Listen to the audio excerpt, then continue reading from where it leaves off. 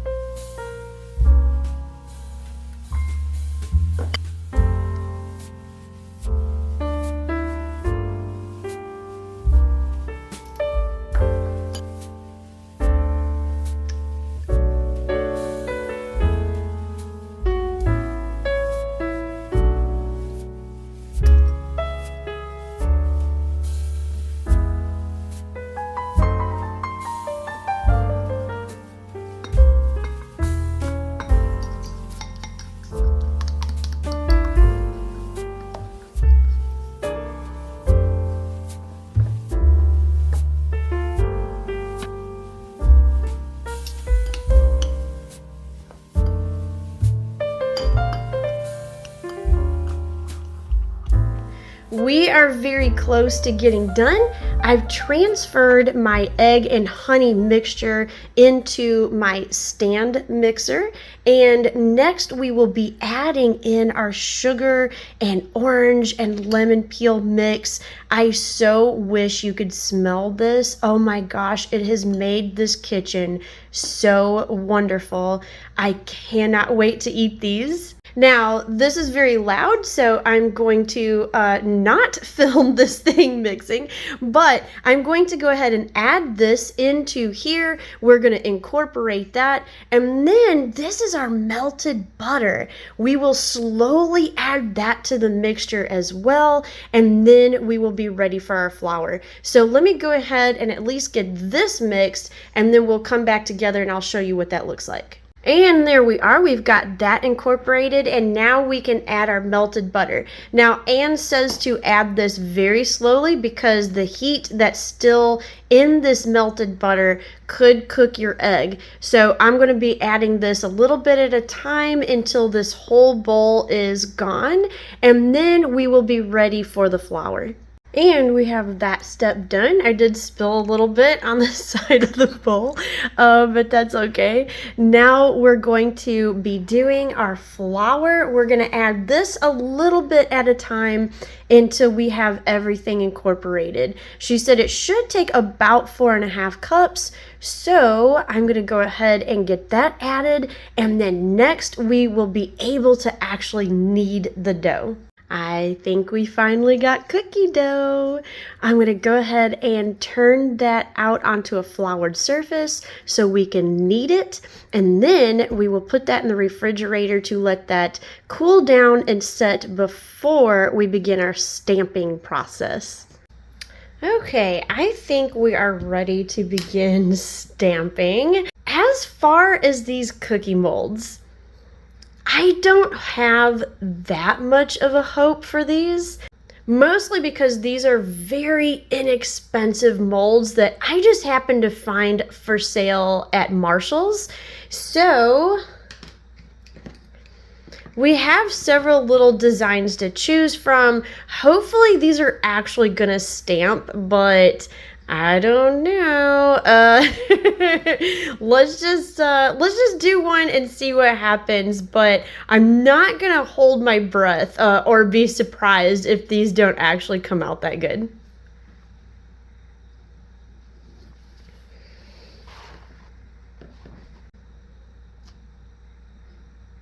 Oh, okay.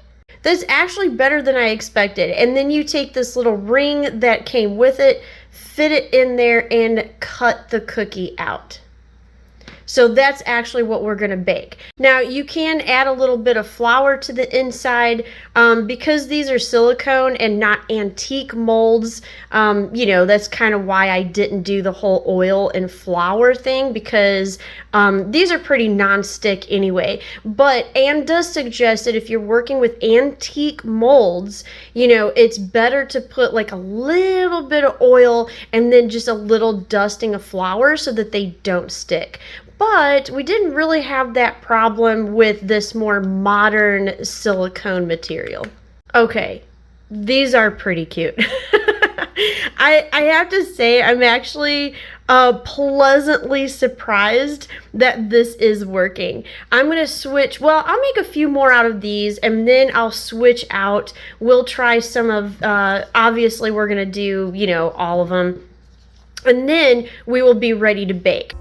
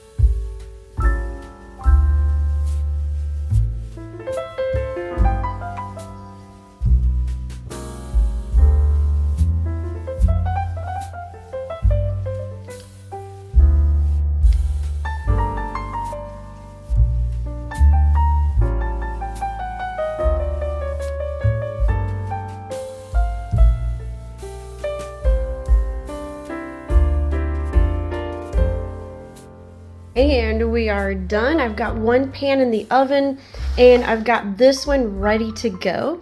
You can see the other molds did just as well, I think, as the ones that I showed you in the little montage. So overall, I'm pretty happy with these. Now you can see in here, those are safely baking, and look at that, the shape is still staying in the cookie.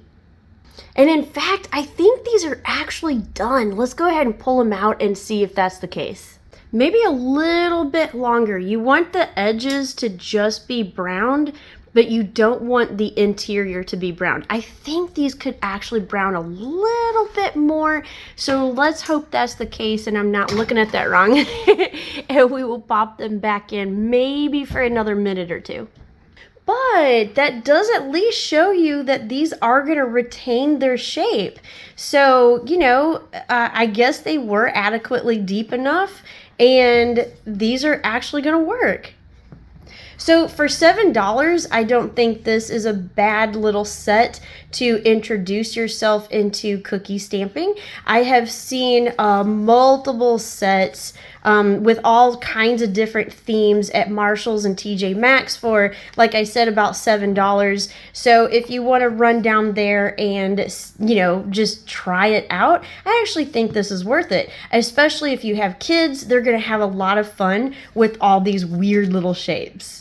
And here we have the first batch done. Second batch is in the oven. Now you can see the shape actually did stay in the cookie, which I am really excited about because I did not expect that. You can actually still see the boo and the exclamation point really clear. So that's actually really cool. Overall, I think they did really good, but I'm actually, because this was so fun, I'm actually going to get myself a better set of cookie molds when we review the Christmas cookbook. And now, while that's in the oven, let me go ahead and show you a little bit of this cookbook and why I really like it. Now, like I said before, this cookbook is divided into months so that you're, getting all kinds of cookies and molds and recipes that's made for that month or the holiday that you would find in that month, such as Valentine's Day, Halloween, of course, and Christmas. Now, what I really like about this cookbook is Anne has done all the work and research for you in terms of how to make no-fail molded cookies. Now, I really love all the tips and hints that she gives you. And I also like the fact that these recipes are her recipes that she has experimented with for years in order to make a cookie that's actually going to fit in this mold and not fail, basically. Because one would think that you can just use any old mold and any old cookie recipe for that mold, but you would actually be wrong, like I was. Because when I bought these particular mold set, I was actually just going to use, a basic sugar cookie recipe, but that probably would not work because of the things that you need to do to the dough before you even begin stamping them. Now, this is one of those cookbooks that you can actually take to bed for reading if you want to, because she's actually filled it with stories that go along with not only her life, but also stories that are centered around each month. And I really enjoyed that. She's a great storyteller, and I enjoyed all the stories that was in this cookbook. She's got bits of fascinating history about the months, about the holidays in those months, and also about the molds themselves. So what is the history of cookie stamping, and where did it come from, and why did it start, and what was the significance of some of those molds? That's in the cookbook and is fascinating. Now, the other cookbook she sent me, I would say, goes a little bit more in depth in the history and the types of cookie molds and stamps you can use. And this one is a really fun addendum to that.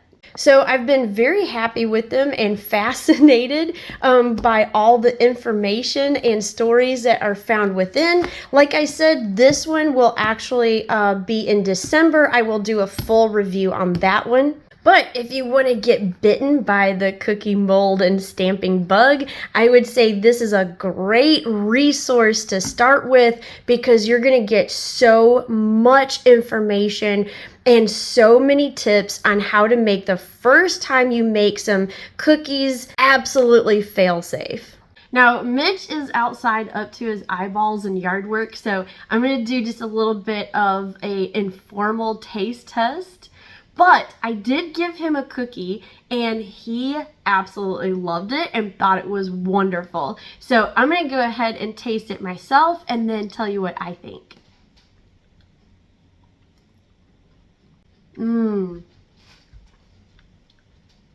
Now it's not a super sweet cookie. So I would term this more as like a tea or coffee cookie. If you put the chocolate backing on there, then obviously you're going to get a much sweeter cookie.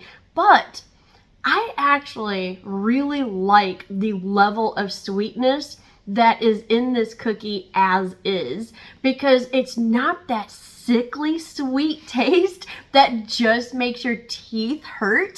And then this is one of those perfectly balanced cookies that you can keep eating. The citrus flavor really shines through, and it's actually one of my favorite aspects to this cookie because I love orange flavor. So I pretty much knew I was gonna like this cookie before I even tried it. Now, in terms of this cookbook, I would heartily recommend this. I had a lot of fun reading it, and I had a lot of fun making these cookies. So for me, that is a win-win. And I would also like to thank Ann Watson for sending me these cookbooks. You did a fantastic job on them, and you were right, I thoroughly enjoyed them. And don't forget, the review for her other cookbook will be in December after I've gotten myself some really nice wooden Christmas molds that I cannot wait to try out. So stay tuned for that one. Thank you for watching this episode, and I'll see you next time. Bye. And if you like historical cooking and unusual cookbooks, here's 2 more videos you might enjoy. And make sure to like and subscribe for more foodie adventures.